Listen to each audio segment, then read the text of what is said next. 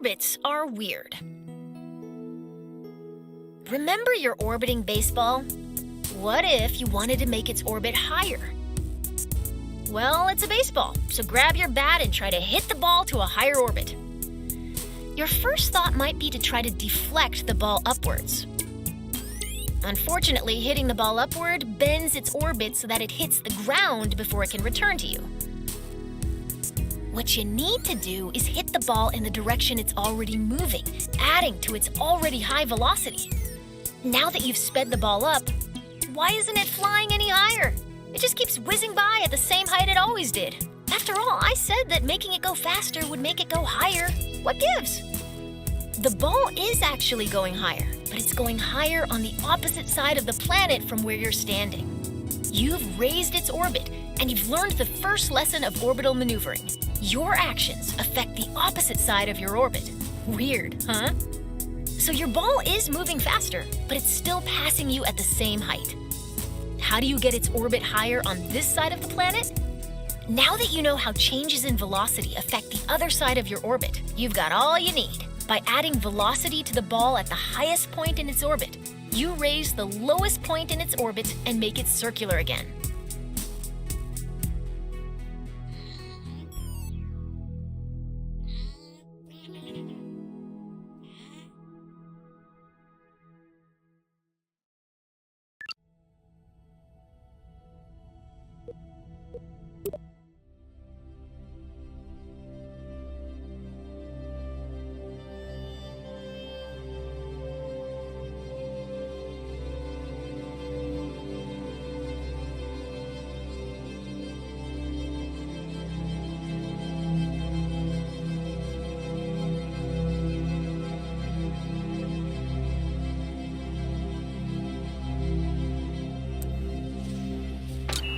An equatorial orbit is good, but if you want to travel beyond Kerbal, you'll need to manipulate your orbit.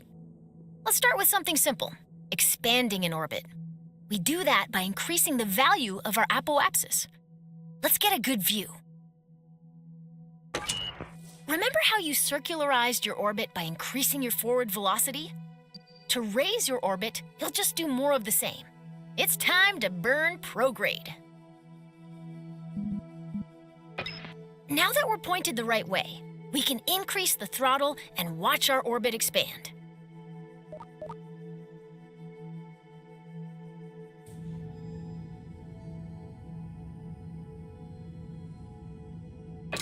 Ooh, cut the throttle. If you overdo it, you'll leave Kerbal's orbit entirely. Nice. That maneuver raised our orbit on the other side of Kerbal, so we will enter high orbit there. Waiting to reach a specific point can be as eventful as watching the neon stripes on your rover dry. The paint job will be worth it, but isn't it better to rush to the end? Skip ahead to the good stuff using a time warp. Like I said earlier, the highest point of our orbit is called the apoapsis. The lowest point of our orbit is known as the periapsis. By default, your camera is focused on your vessel, so if you can't see either of these points, adjust your camera. Scroll the middle mouse wheel to zoom in and out. Double-click an object to center your camera on it. Click the middle mouse button to enter FreeCam. Press Home to reset the camera to your active vessel.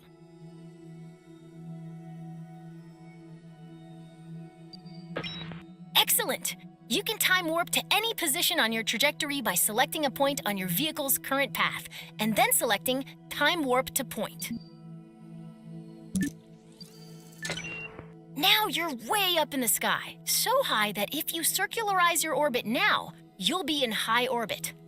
Wow, the black starry void looks so small from here.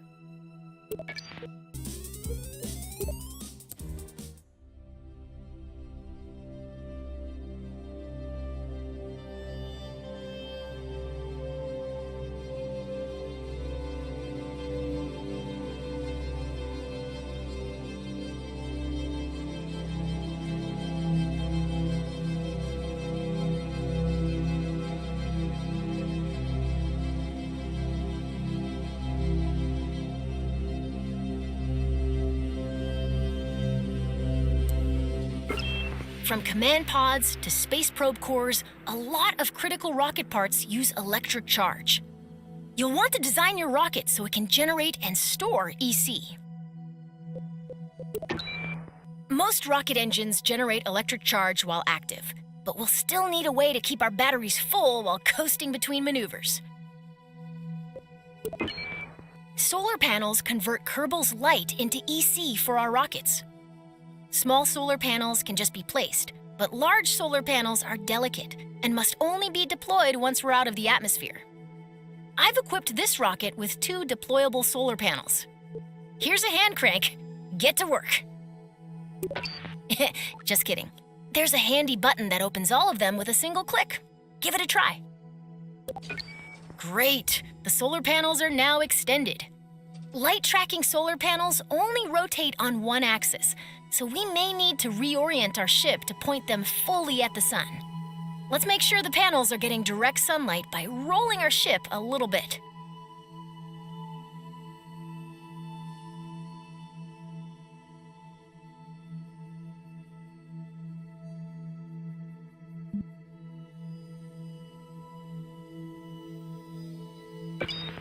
Excellent! The solar panels are soaking up all of those sweet photons and giving our rocket some much-needed EC.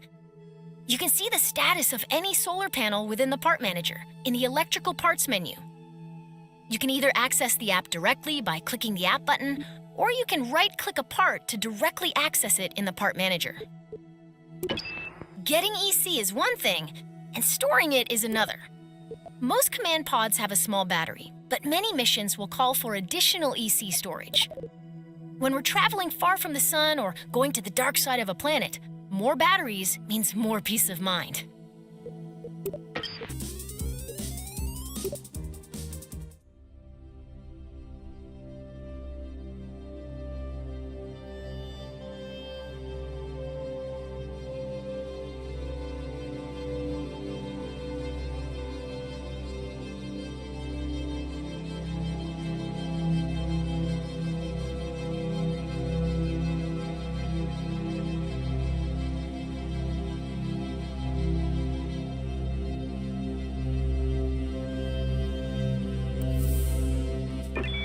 At some point, the crew will run out of snacks.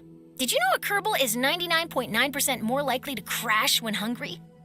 That's when it's time to head back down to Kerbin, a planet known for its plentiful snack options. First, let's get a better view for this operation. Remember how we burned prograde to raise our orbit? To lower our orbit, we burn in the opposite direction, retrograde. SAS can really help us out here, so let's turn that on. Now flip retrograde, the opposite direction to our rocket's movement. When we get into position to fire our engine backwards, we'll slow down. All right, the rocket is aligned to retrograde. Increase the throttle and burn until our trajectory is just past the atmosphere. As we decelerate, watch what's happening to our periapsis. Once it enters the atmosphere, this rocket is on a path back to the ground. Don't ease off the throttle yet, though. We're going to keep burning until our trajectory intercepts the ground. This should give us a good idea. That's it. Let's stop our burn. Now that we're on a collision course with Kerbin, we need to turn that collision into something more survivable. This process of crashing without dying is called landing. Our upcoming stage will activate a decoupler, dropping the engine and exposing a very important heat shield. Why don't you do that now?